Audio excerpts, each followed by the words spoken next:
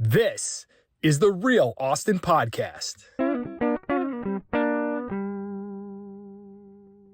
Natalie De Vincenzi. Yeah, well said. Usually people are like, wait, how do you pronounce that? And I'm like, don't worry. Yeah, I'm pretty good with Italian names, but I feel like you're a good person to talk to about the lack of Italian food in Austin. What's the deal with it? I don't know. I mean, I would say actually like Red Ash is really good.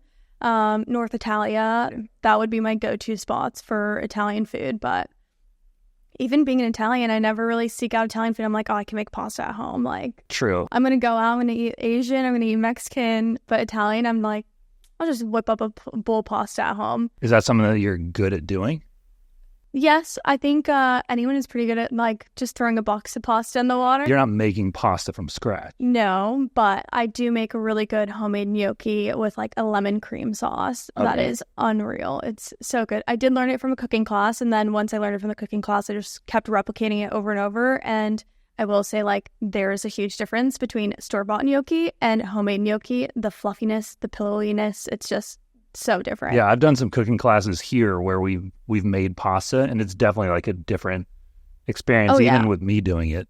The store-bought stuff obviously has a lot of junk in it. Yes. You're a big traveler, so you go and like experience other countries and eat food without all the junk in it. Yeah.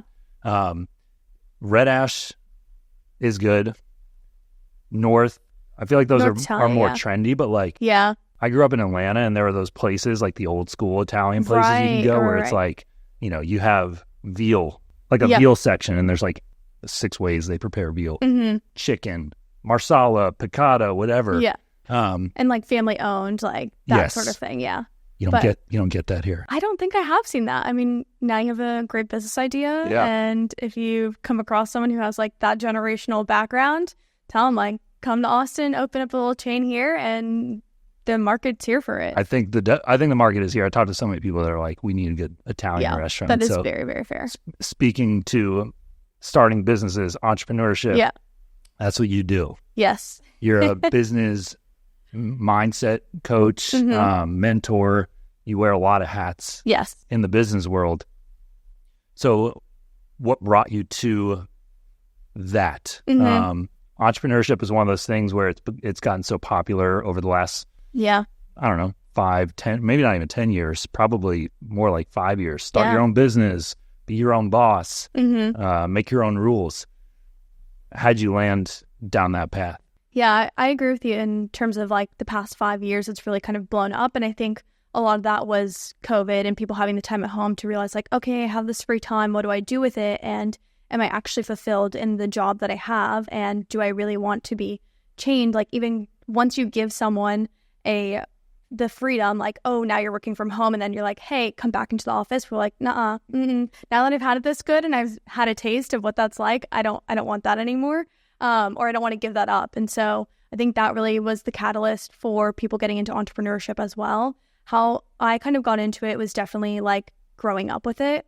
I've always said like business has been in my blood. My dad and my stepmom have always just like built businesses since I was probably 2 years old. And I think I've had a really amazing journey just watching my dad go from like nearly homeless when I was born to building a multi-million-dollar digital marketing company. And so seeing that journey has taught me so many lessons. And even just like the ones that have succeeded, he's always been the kind of person to really just like try new things. So even when, like Draw Anything Better, that iPad game came out, it was just like you would basically like draw and then you would send it back to your friend and your friend would have to guess. And then they would draw kind of like a digital Pictionary. And like the pencil styluses came out. He was like, I'm going to hop on that. And so we were at trade shows. I was having to like sell and like, be like, this is why you need this. And so how old are you at this point? Probably like 12, honestly. But going to all those trade shows, conventions, things like that, really, I would say helped me realize like how cool it is to start a business and to just have those touch points with your audience as well. And then he even started like a esports gaming company, and that it was called Fan Wars because it's not a duel, it's a war. So spinning off of FanDuel, and seeing how that sort of played out where it didn't become as successful as he thought it was, and he invested so much time and energy into it. So I've seen like the successes, and I've also seen the failures, and knowing that, even still, I'm like 100% this is something I want to do. But yeah, from a young age, they had me involved. Like we had cafes in Newport Beach, and I was working at 5 years old, like behind the counter, and I was greeting customers, making the smoothies for them to fulfill their orders. So it's always something that's been in my blood. And then I really realized like, wow, business has the potential to impact so many people, and it really is a way to make change in the world. Like it is one of the most powerful ways because you're impacting and reaching so many people. And I would say that impact and that reach combined with innovation and creativity is really what was a catalyst for me personally of getting into business.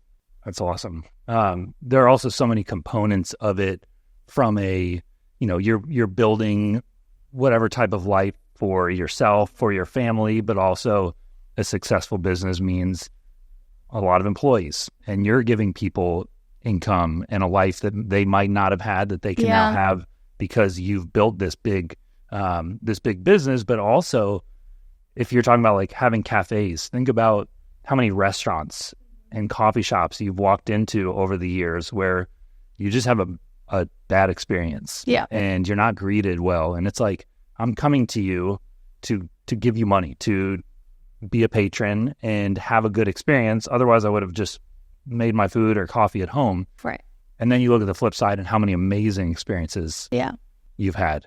For me, it's like something I've been seeking out so much more lately. I feel like especially after all the COVID stuff, like things open back up, seeking out good experiences, positive experiences, because you can change someone's day just from the way that you interact with them on a business standpoint. If they're a consumer, from the way they're greeted to the way they're treated by the server, the conversations they have, all of that is so important. So is that something that you learn? Like, did you learn those skills just naturally as a child, or was your dad very intentional about like, this is how you greet people that come into the cafe, and this is how we treat customers and our fellow employees? Yeah, that's a really good question. I would even say like that came more from my stepmom. She was amazing in terms of like her moral compass, in terms of like the way that people should be treated. And so she was an amazing influence when it came to that. I mean, my dad as well, but like she has always been my role model when it comes to how we should treat people. And I would say part of that even came naturally to me, just being like an empath and being more sensitive. I've always kind of been the defender of the person, like, oh, you don't know what they're going through. You never know how someone's feeling. And so naturally, I think even at 5, like I had those sort of senses. But I feel like to your point, like the businesses that help people feel seen and appreciated are the businesses that thrive and do well. And that's even part of my mission as a coach and as a business mentor, is to build these businesses with heart, and to show that businesses that have heart and that treat their customers and clients well are the ones who are going to be the most successful. Because I've also like worked for companies who haven't been that way and who have really just treated their clients and customers poorly and, talked crap about them. And it made me so like sad, because I just don't understand how you could treat your clients like that, let alone a person. So I really do believe that like the businesses that help people feel seen are the ones who I hope are going to just like thrive the most. Yeah. I mean, there's financial success, and then there's also just like the success of the community kind of rallying around you and wanting to come. And I mean, we all know like restaurants don't have huge margins, and there's a lot of businesses out there that don't have huge margins, but they're doing it because they have a passion for it, whether it's, it's a food truck and they are cooking their parents' recipes and carrying that on. And it's just like when people come to the window and place an order, it's like, it's an experience for them. So all those things are so important. So were you an employee like of a company post high school, college, whatever you did for education? Were you an employee clocking in, doing the kind of 9 to 5 thing for a while? I definitely was. I had a little bit of a different lifestyle as well, because, and I think this is where my entrepreneurial roots like really went to show, because I was the first employee to go remote and to move across the country, and then the first employee to work internationally. And that was like pre-COVID as well. And the first employee to take a sabbatical, that was like they're like, okay, we can't tame this girl down. But yeah, that's pretty much my example of what business with heart isn't. Because, you know, the way in which they talked about the clients, essentially to give you some backstory, that was in politics. So it was a really, really interesting environment. I had always wanted to work in politics because going back to the impact, I was like, this is the way to make an impact. This is the way to make a change, like just genuine desire and wanting to help people and to help make a difference. And, you know, seeing some of the things that I witnessed where I'm working for these political campaigns and you have these messages from donors saying like, hey, this is all I have. Like, I only have this $1. I hope that this is enough and like makes a difference. And they think that the congressman is reading this and they genuinely are like, this is all I have and this is how I want to help. And then being on the other side of the person who's managing the finances and seeing the congressman go out to steak dinner and like, they're not even reading the message. I'm the one reading it. I'm like, this is just disheartening to me. So that's where, I mean, I'll go on record and say it. Like, I really don't think that there should be all this insane spending when it comes to campaign finance, because it just, that money could be used to solve so many of the issues that, like, it does not need to be spent on advertising. It doesn't need to be spent on financial consultants, on lawyers, on things like that. Like, let's use that money to create real change in society. So I just wish that people who like donated to political campaigns understood the nature of what it's going to. But yeah, so I worked in that 9 to 5. I actually had started as the director of operations for a startup. And about 2 years in, my boss basically decided, hey, I want to go all in on our other business that had already been in business for about 15 years. So he shut down our company, transitioned us, the employees, over to that business to support. And that was kind of when everything went downhill. And I was literally going to quit. It was like the day that COVID started. And I was like, I'm handing my resignation. I went to my dad and he was like, things are really uncertain right now. Like, a pandemic is about to hit. I don't know about this one. I was like, okay, I guess I should be grateful to have a job.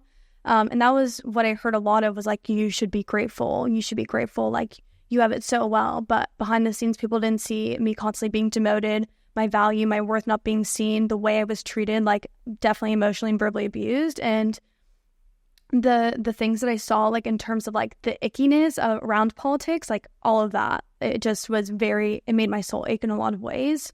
So I left that about a year ago, and I'm just like so freaking grateful that I decided to go on. So you stuck through it. You took your dad's advice. Yeah. Has a lot of thinking about the advice you've gotten from your dad or your stepmom over the years.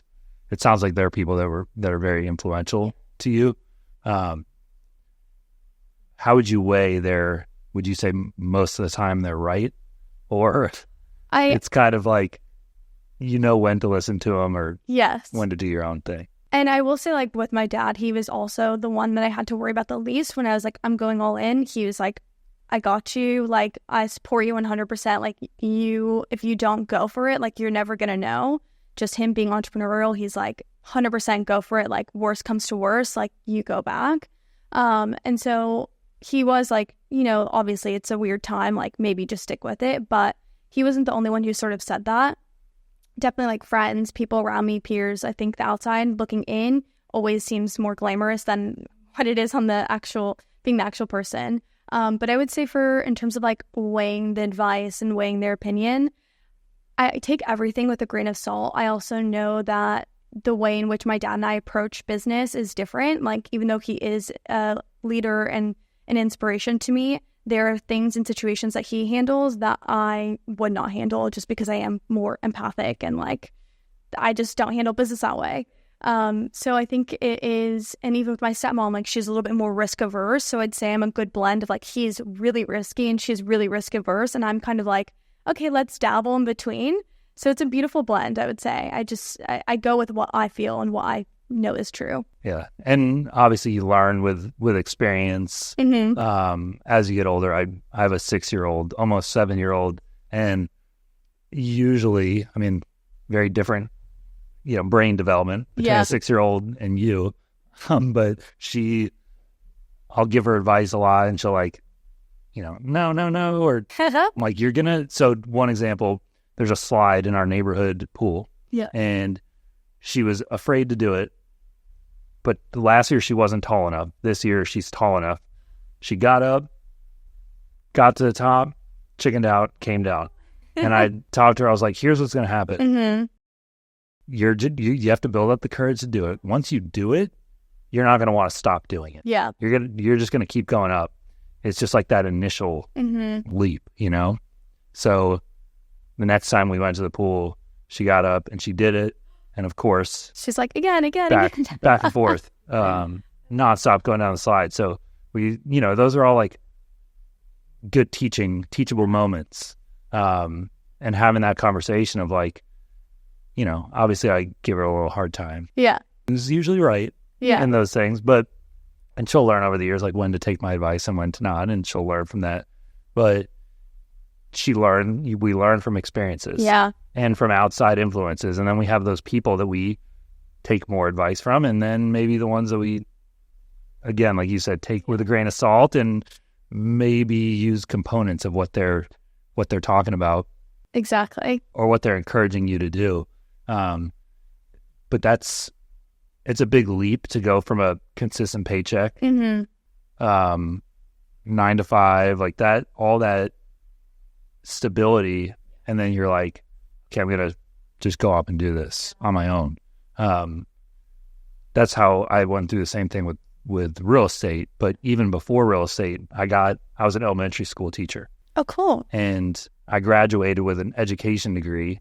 I wanted to be a teacher, but then I was like, teachers don't make any money. Yeah. And do I really want to do this? I remember my dad was like, just do it for 5 years, like out of college, do it for 5 years.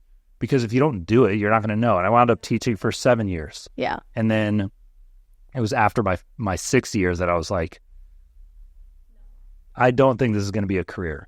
Mostly financial reasons. And I know that's not, for you going from a job where you're making money and then you're like, okay, now I'm my own boss and I have to like go get business. And if I don't get business, I don't make money. It's scary. Yeah.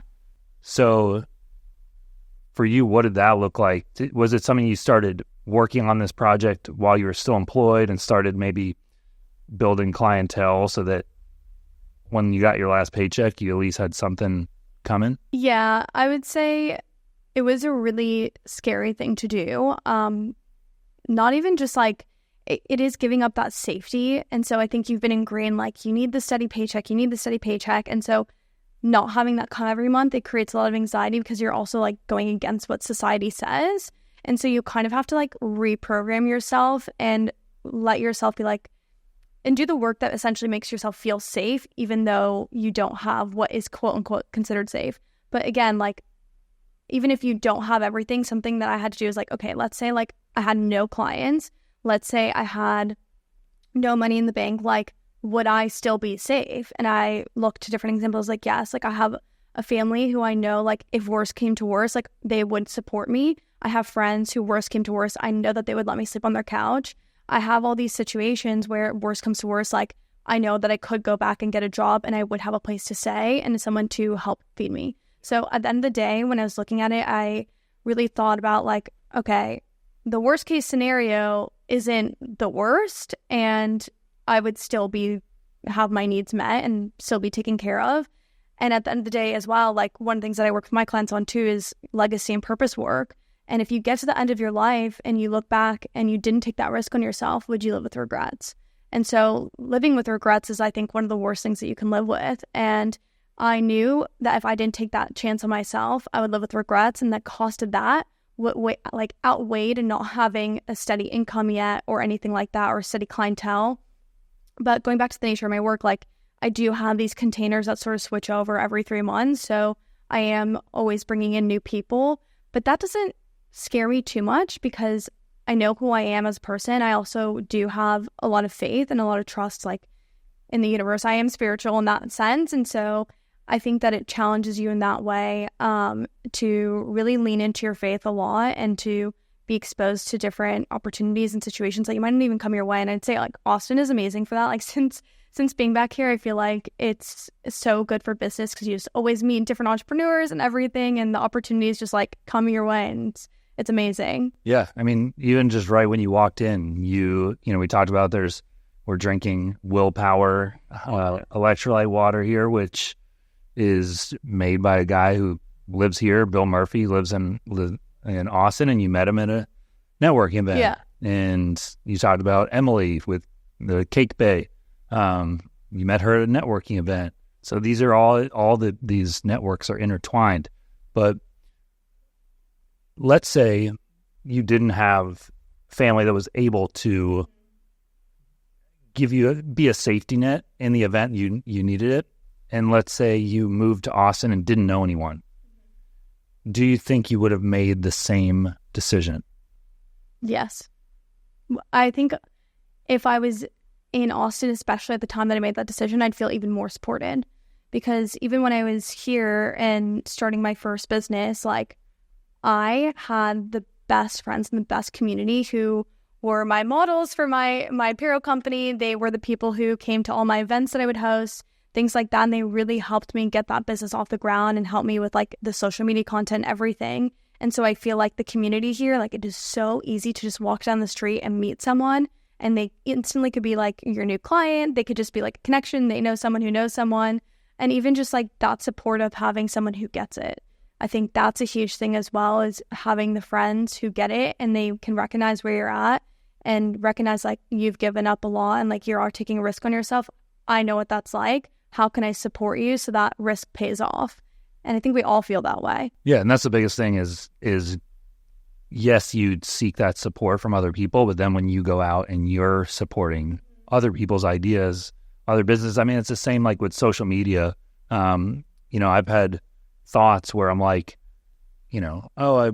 my posts don't get as much engagement or as many comments. And then I take a step back and I'm like, do I comment on other people's posts? Exactly. No, that's really spot on. I say that with my clients too. Every time they sort of come to me and they're like, oh, it's not getting engagement or it's not getting likes or it's not getting views. I'm like, are you engaging with other people? Are you going and commenting on their things? Like, often like what you're feeling is just like a mirror and reflection back to you of what you need to be doing. Yeah. Yeah. So it's like, instead of spending 30 minutes on social media, like thinking of ideas for things to post, spend 30 minutes or 15 minutes literally just commenting and engaging with other people that you want or you think should be engaging with your stuff. And not strictly doing it for that, but like you're supporting someone else's channel. And just the way the world works, like, oh, Natalie's been engaging with a lot of my stuff lately. Oh, she just posted something. I'm probably going to comment on it. It's just like kind of a natural thing. Do you know the book Burn the Boat or Burn Boats? So it's basically the concept is like taking away the safety net. And when you're looking to make the leap and take on a new venture, a new job, a new experience, leaving the safety net and just jumping all in. And the reason I asked you that about if you didn't have family help from a financial standpoint, you didn't have beds to sleep on here, if worse comes to worse, would you still do it? Is it, I would imagine a lot of people that will listen to this, or just a lot of people out there are in that boat where they want to do something. They don't like their job. They're not passionate about it. They have an idea, a product, a service, whatever. But taking that initial leap and like leaving a paycheck is very scary, because if you can't pay your bills, like, what do you do? So what exactly, when you, like your target, you told me your target clientele when we talked before this was millennial entrepreneurs. What exactly do you do for entrepreneurs, for businesses right now in your business? Yeah, absolutely. And even just to like go back one step, I would say to the people who do want to leave their job and are feeling like uneasy and things like that, I think cultivating the belief in yourself that you can do it is ultimately the biggest thing when it comes to taking that leap, is building the belief that you can do it more than the fear that you can't. So even if you have to lean on like the belief of others to take that leap, and just, even if it isn't like financial support, just the emotional support, I think accounts for so much of what it takes to be an entrepreneur. Because even, like that emotional, you have so many emotional roadblocks, and it can just be something that like you can get in your own way and prevent yourself from going all in, when really it is just like a matter of like no, I can do this. Like, I will find a way. And then allowing your mind to sort of like follow up with like, these are the actions that I need to take for that to happen. So how do people do that? The belief in themselves? Absolutely. So I think a lot of it comes down to building cultivating your self-trust muscle. So even showing in like little different aspects of your life, like when you go to the gym, like, are you going to do what you say you're going to do? You say like, I'm going to do 20 reps, do the 20 reps and do one more, so that you show yourself, I will always do what I set my mind to and beyond. So that way you're showing like your mind, like, okay, like I know I can do these things. Like I say it to myself. And that's even building integrity within being able to do what you say you're going to do. The other thing is like building your confidence muscle and showing like taking little steps, might be just like putting out one post and sort of putting out the feelers. I know fear of visibility is a lot of what my clients have struggled with. I've even struggled with it, like the fear of being seen. One of the reasons why I do podcasts so much now, because I want to build that muscle and show myself like, you can do this. So flexing that muscle as well, whatever that is to you, that you feel like this is the fear that I am sort of having. Like, is it being seen? Is it the financial aspect? How can I do work around that? Scripting was one thing that really, really helped me. And I do even sort of tell my clients to do that when they have these big financial goals, but the numbers feel like too big, and it sort of helps you regulate to that number. So it'll look like something as journaling. I am so happy and grateful now that I'm making $15,000 a month. I work with the most amazing clients and I'm fulfilling my life's purpose, and then sort of like filling in the gaps around that. But when you write that number every single day, like I'm making $15,000 per month, it begins to become more normalized within your mind and within your body. And that was even one of the things I was doing with myself, that I basically was like, I'm now working for myself. And 2 weeks into starting the scripting, that was when I was like, I'm quitting, because I had normalized it so much for myself. So it is very like simple, but I would say it's a very powerful tool. Like that law of attraction, just the more you put it out there, then your mind starts to believe it. Yeah. Are you familiar with the term, what your RAS is? It's like, it's your reticular activating system. Like, you're looking for a car, you're looking for a Jeep Wrangler, and then all of a sudden, like every car you see on the road is a Jeep Wrangler. That's exactly it.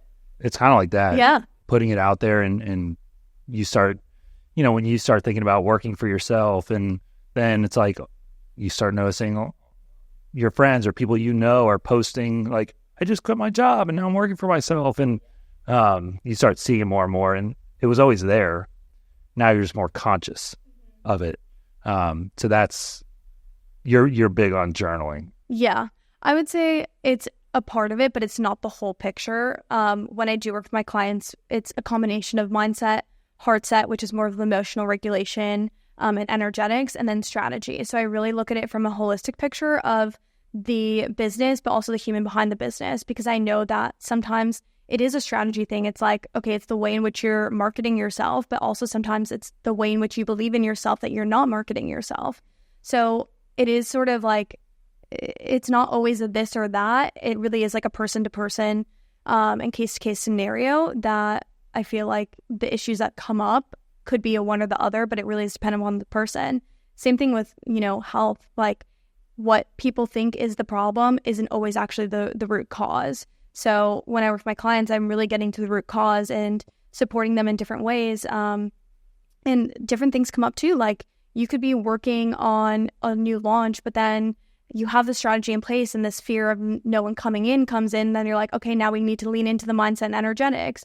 Or you feel really good and you're like, heck yeah, like I know that people are going to come my way, but you don't have the strategy in place. So it's this really beautiful balance that you need to sort of do and play in the business world, to be like, okay, me be like working on myself, but also working on my business.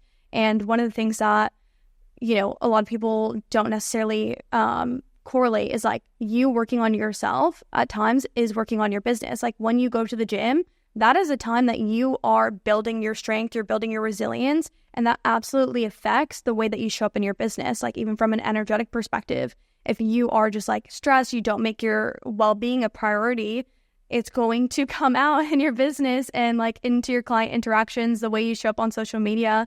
So there is a lot of where you just like being your best self, living your best life is really magnetic. And that's where I do focus with my clients on like hitting your highest revenue month while having the time of your life. Like I know the times where my business does best is when I'm traveling, when I'm just like out at a spa or like out at a festival or whatever. And that's, I think, because people are just drawn to that. And that's when you're more in the receptive mode of, okay, I've done like all the masculine work and now I'm going to sit in the feminine and just really enjoy myself. So it really is all balance. Yeah.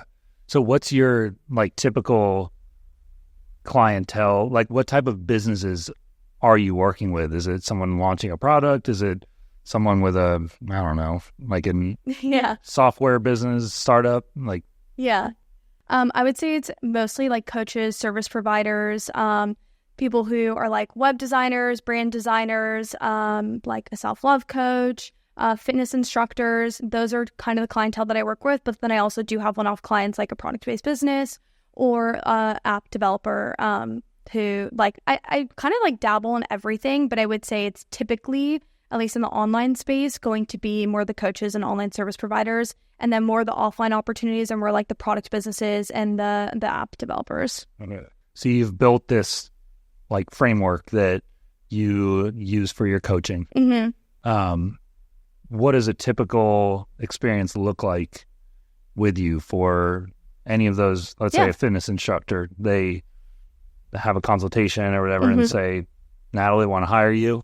What does the experience for someone that's using your services look like? Yeah, absolutely. So I have my VIP days, which are more like a structured half-day experience in which we really just like dive down. I audit every department of your business and we work on actionable steps that you can do to improve, to see the progress that you want to see. And then 2 weeks of support with that. And then the other way is through my one-on-one private mentorship. For me, I really wanted to create it to be one-on-one because I've been a part of group programs and I feel like you just become one in a crowd. You don't actually get the results and the support that you need. Like you can't water a tree for 5 minutes and expect it to blossom, which is what you get with group coaching. So that's why with my one-on-one mentorship, it's an hour every 2 weeks fully dedicated to you. And I'm like, if you're watering your tree for an hour every 2 weeks, like that's going to bloom versus the 5 minutes like once a month. Like that's not going to work. So with my one-on-one mentorship, I really do see it as like, I'm sort of like a silent partner. I care about your business as much as you do. And I know my clients really feel that because we're going to be working on it together. Like I feel very invested in your results and getting you to the outcome that you want to get to. So within 3 months, essentially how we start is I'm going to do like an audit of your business, of your social media, and also talk to you about your goals and what you want to see and achieve in the next 3 months. And we're going to immediately put together like a roadmap and an action plan for the quarter of what sort of things we're going to focus on each month. So that way you have the tailored, like this one you're focusing on month 1, this month 2, month 3. Because I think a lot of people get lost and it's like you sort of need that roadmap and a little bit of guidance in that capacity. And then we're really just like diving in every 2 weeks on our calls and really assessing like whatever you need to come to me for help with, we're diving in on that. And then we also have chat support as well. So I'm, in my communication platform, Azura, every day, just chatting with clients, editing their captions on social media, brainstorming ideas, talking through them with like mindset and roadblocks. So yeah, that's how I would say what it really looks like. So it's very intentional. It's very personalized. That's the biggest thing. We have a business coach, my business partner and I, that we've been working with only for the last like month and a half. And right now we're just diving big into marketing. Yeah. And like building out our like brand pillars and our marketing plan and all of the fun stuff that like you start businesses without doing. Right, exactly. Like, we've been running our business for a couple of years now and we have we send out marketing and like, but it's not, we never sat down and got like super intentional about it. And doing that is so important. Yeah. Because then you get busy and you just go and then all of that falls to the wayside. So like building that foundation, the front end. So are you usually encountering business owners that are like just starting or after they've had some rough times and now they're like, what do I do? I'm going to stop. I'm going to quit. I need Natalie. Yeah, I would say it does end up coming down to the people who are like on the verge of quitting. And they're like, you're kind of my last hope. Sometimes I have people who are just starting, but ultimately they end up going like some course route or just like following some blueprint, and they're not really ready and willing to invest as much into the one-on-one support.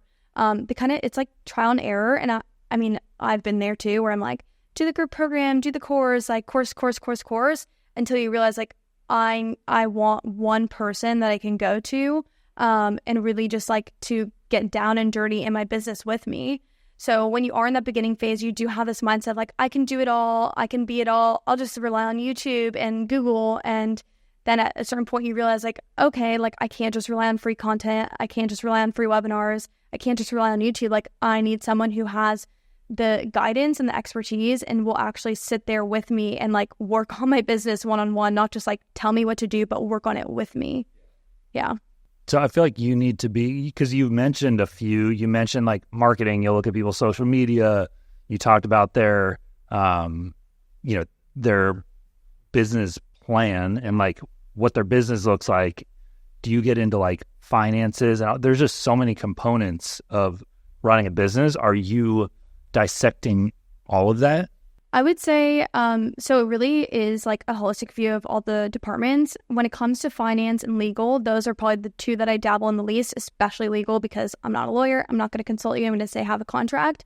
But aside from that, like we are not going to go into that too much. When it comes to finance, I have some background in bookkeeping and accounting. So that's where I'll give some insight and perspective there. And the only other time we really get into that is when we're like looking at your revenue goals or what you're trying to price something at. And we're breaking down like, okay, if this is your goal, what do we need to price this offer at? Aside from that, it really is like offer creation, branding, audience building, marketing, sales are going to be those main pillars in like mindset. So those are going to be the main things that we're really focusing on and diving into, which is a lot in itself. But honestly, like what my clients see in 3 months, like when they come to me and what they leave as, I'm amazed. I'm like, look, like you came to me and everything was kind of all over the place, and now you look like a legitimate business. And I think even having that legitimacy and being like, oh, I feel like a legit business has you show up differently in your business, because you're not like, oh, it's not some thing thrown together or some side hustle. It feels legit, and like I'm going to treat it that way. So you work with people 3 months at a time, and then you send them off on their way, or you? Yeah, unless they want to like re-sign. Yeah. What are your thoughts with as big as social media has become, and it's so important with any brand, any company that you're creating to incorporate social media, especially video marketing? What's your view right now on what businesses need to be doing, should be doing to get maximum exposure for their brand when it comes to social media? I think that's a great question. And I think you kind of even said part of the answer in your question, which is maximum exposure. So one thing that I really preach is visibility across multiple platforms, because you never know where your client is searching. Like I have one client who actually got a client off Google Maps. Someone found them on Google Maps. And so I'm like, tell all my clients, like, go get on Google Maps. Like you never know where your client is searching. And so I think it's important to repurpose your content and just to make sure like you are in all these places like Google Maps, like you are on Pinterest, you're on TikTok, on Instagram, even your local coffee shop. Like I've put up flyers because I'm like, if I'm here, my ideal client might even be here as well. So I think it's that visibility, like being on podcasts and making sure that you're able to have different touch points and leave like a little trickle of your sparkle in these different areas so people can find you in some capacity. And then when it comes to social media as well, I think consistency is a huge thing. I think consistency does breed trust and shows like this person is showing up consistently. And that's something that exudes trust. Like they take it seriously. And so I can trust them to take my business seriously, or whatever it is that you're doing. So I think that's really important. So what does consistency look like to you? Because that's, for any business owner, the most overwhelming is to like, what do I post? Yes. How am I going to post this often? I'm running a business. I don't have time to do that. And I mentioned before we we started recording, I mentioned Gary Vee, and we were talking about like why I started the podcast in the first place. And he was a big reason several years ago why I was like, I want to do a podcast. And if you listen to him, which I went on like a little hiatus of listening to him because it was like the same stuff over and over. And then recently, over the last like month or so, when he was releasing his book, I started listening again, and it's still the same stuff over and over, but it's like he's saying it over and over because that's what you need to do. Right. And he'll sit with businesses and be like, you need to be posting on TikTok 5 times a day or whatever it is. So like, I know it's a lot. So that's why I want to know, like, what does consistency look like in your eyes for a business owner in terms of how often I need to be posting, where I need to be posting, and what type of content I need to be posting? I think with your first question of like, how often is at least more days than none. So I would say 4, like minimum. Anything above that, amazing. Like I understand that people are running their business and there's things going on and it's a lot to manage. So look at 7 days and hit 50%. A little bit more. Over 50% of those days. 4 days. 100%. 4 days, like that's enough to show, you know, you're showing up. And even if you did like every other day and then double up 2 days, I think that will have your bases covered. And then I think, you know, obviously a lot of people struggle when it comes to the content creation aspect. One thing that I do, and that's really helpful, is everyone feels like they have to show up like day of and it's like, what do I post? Setting aside a time every week to be like, this is my content creation hour or 2 hours or whatever, is really, really helpful. So like I make Sunday mornings my content creation day. And that's really when I'm like mapping out my ideas, like, okay, this is the hook, this is the caption. And then on Monday, that's when I'll go film if I need to film anything. So I think that's really helpful because you basically like are able to get into your groove more, and then things come faster and the ideas flow better when you have that dedicated. And then same thing like we talked about, like having the same studio, like then when you sit in that chair on that same time every day, like your mind can already get into that mindset because it's used to it. It's part of the routine. So I think having a little bit of a routine around it is really helpful. When it comes to what sort of content to post, I would say having a lot of mixture. So, and also knowing your audience. Like some people really rely heavily on carousels, and this is just like Instagram specific as well. Some people do really well with reels. Some people do well with talking videos or green screen. So I think just like trying a few different things to see what does best. I think it's not even just about like what works best for you, but it's about the way that your audience consumes and how they learn, because some people are more visual and some people need to hear in order to really pick something up. So that's where a talking reel of you speaking, they're going to resonate with that. So having the different sort of media to connect with them, I think is really helpful. And I think reels, like 100%, I'm team reels because of the visibility aspect where you're being pushed out to people who don't know about you, whereas carousels are really more to nurture your current audience. And then even when it comes to like nurture to the carousels, I even have clients ask me like, when do I use carousels? When do I use reels? The answer to that is whatever medium is best to get your message across. When you're shifting perspectives, you might not be able to make that come across in a reel, but you might like need to explain it with more slides in a carousel. Or when you're essentially like showing a solution or talking through a case study, like you can't talk through a case study, for example, in a B-roll video. You might go do it in a talking reel or a carousel post. Yeah. It's going at it with a variety of, I guess, directions, ideas, structures to your video, and then seeing what your audience responds to, and then doing more of those. Yes, exactly. And that's really, and it's easier said than done, like to actually do it. But there's many types of like styles of videos where I'm like, this is a good idea. Yeah. And then I'll post it and it's like a quote unquote flop on, just like no engagement. People don't respond, not a lot of comments, whatever, share. I think one of the hidden, everyone wants more likes. Yeah. But when you look at your insights, I think one of the most helpful metrics in there is shares and saves. because those are people that are looking at what you're doing and then thinking of someone that they want to send that to, share with. And you see it a lot with like restaurant posts and you know, sometimes like recipes. You know, if I saw an at-home recipe for gnocchi and with a lemon cream sauce, like if I saw you doing that, I'd be like, send to my wife. Yeah. Save to the recipes folder. Yeah. But there's like, that's pretty much what you have to do. You have to get stuff out there. And so many people are afraid to make that initial post, to hear themselves talk, to watch themselves on video. And it's like, you know, the person who cares the most is you. Yeah, 100%. Like, you think you sound dumb, but other people don't even think about it. Yeah. And I think that's a really good point to bring up as well. And I've been having like some shower thoughts around this with judgment. Like, when you judge yourself, the more that you judge others, the more that you judge yourself. So I would like tell yourself, like, am I judging other people, and what am I judging them for? Because what you judge others on is what you don't allow yourself to have or to be. So if you see someone, like, I actually saw this on the trail yesterday. There's this guy wearing jeans and like cowboy boots and a cowboy hat, no shirt, like walking on the trail. And they were like teenagers, and they're like, oh my gosh, like, what is this dude wearing? Like, how could he wear that? And I'm like, okay, you're judging it because you also don't allow yourself to wear a cowboy hat and cowboy boots and walk on this trail.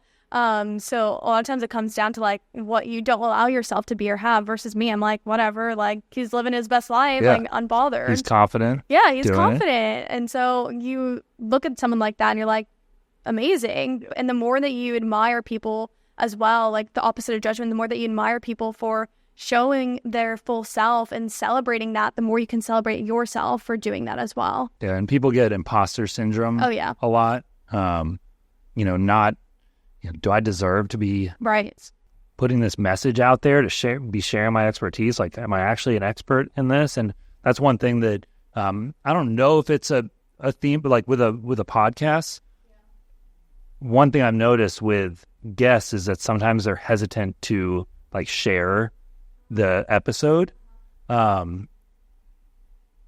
maybe because they don't feel like they deserve to like be sharing their message, you know? And this is just like, and it's happened to me in the past, which is kind of why I'm like a little sensitive to it.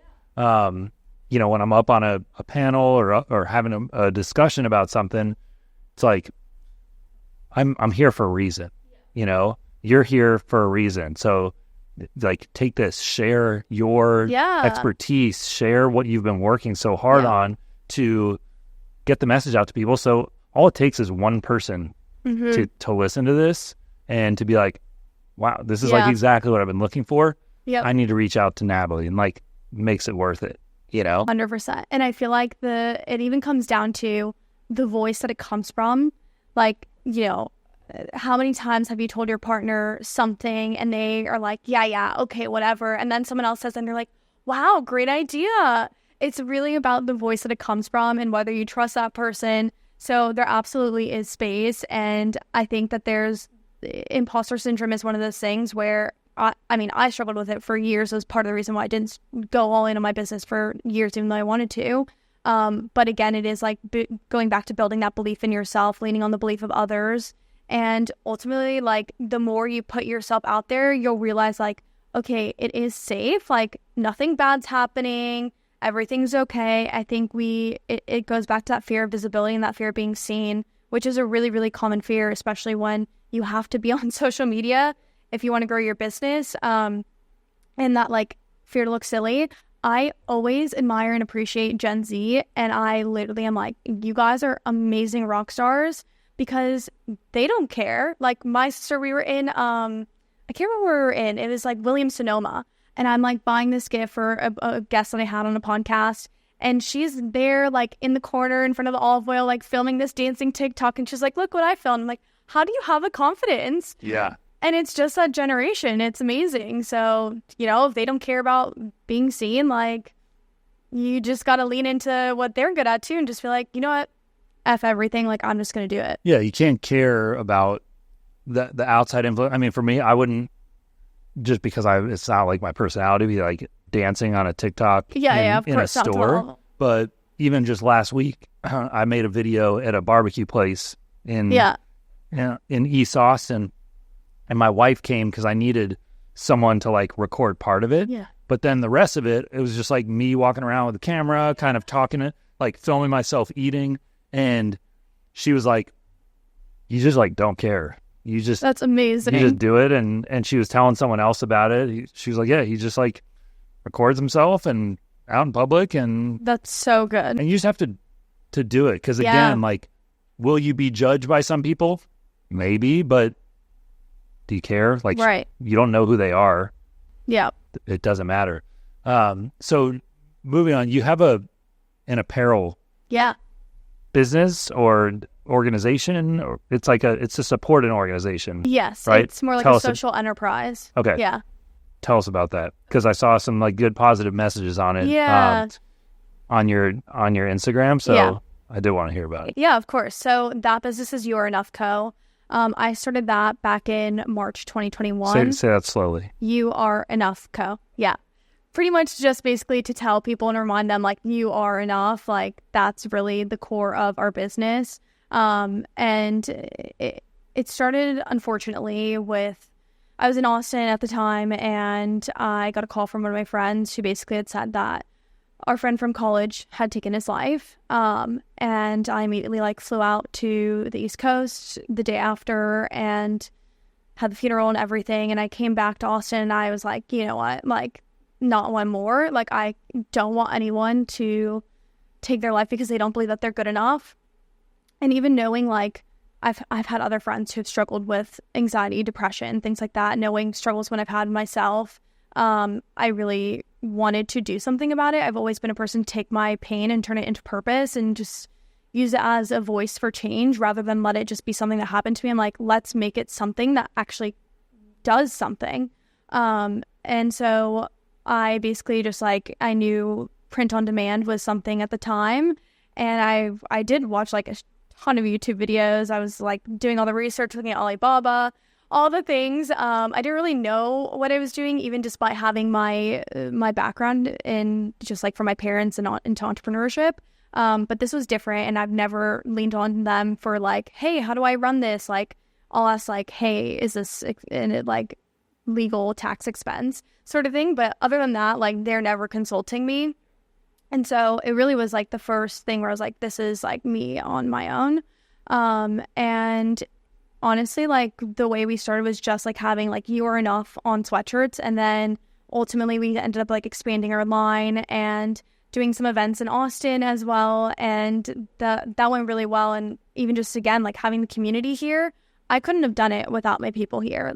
They were my models. They were the people who were repping us, who were even just financially supporting my business at the time.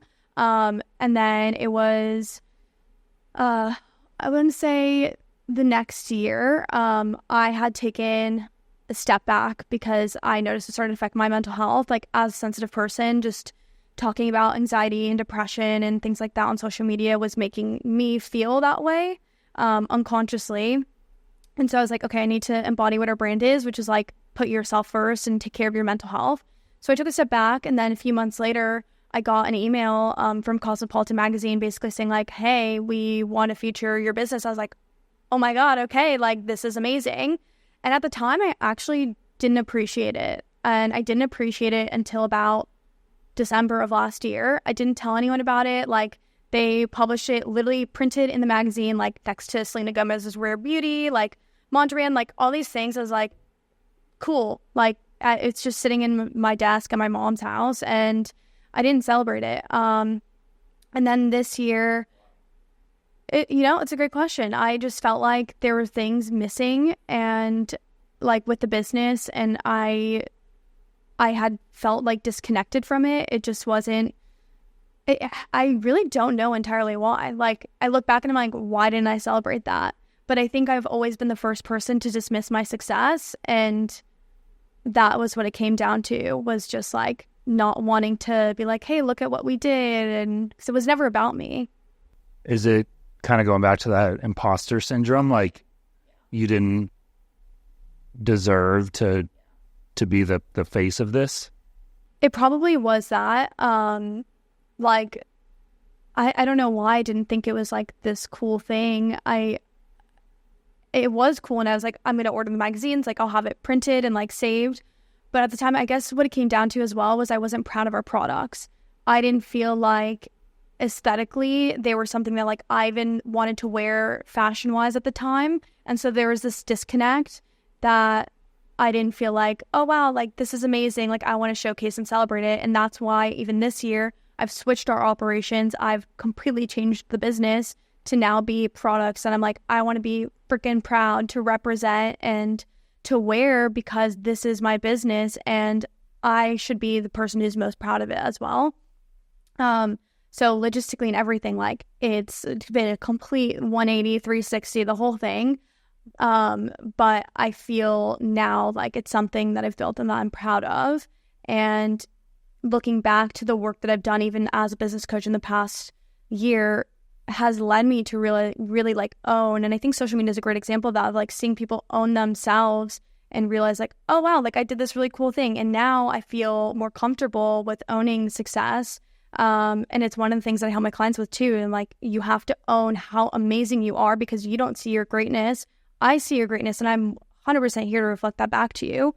But I think so much of us doesn't see how truly amazing we are. And it really just came down to that, like me not recognizing like how amazing I was and how amazing this business is and all that. All the good that it's doing. Yeah.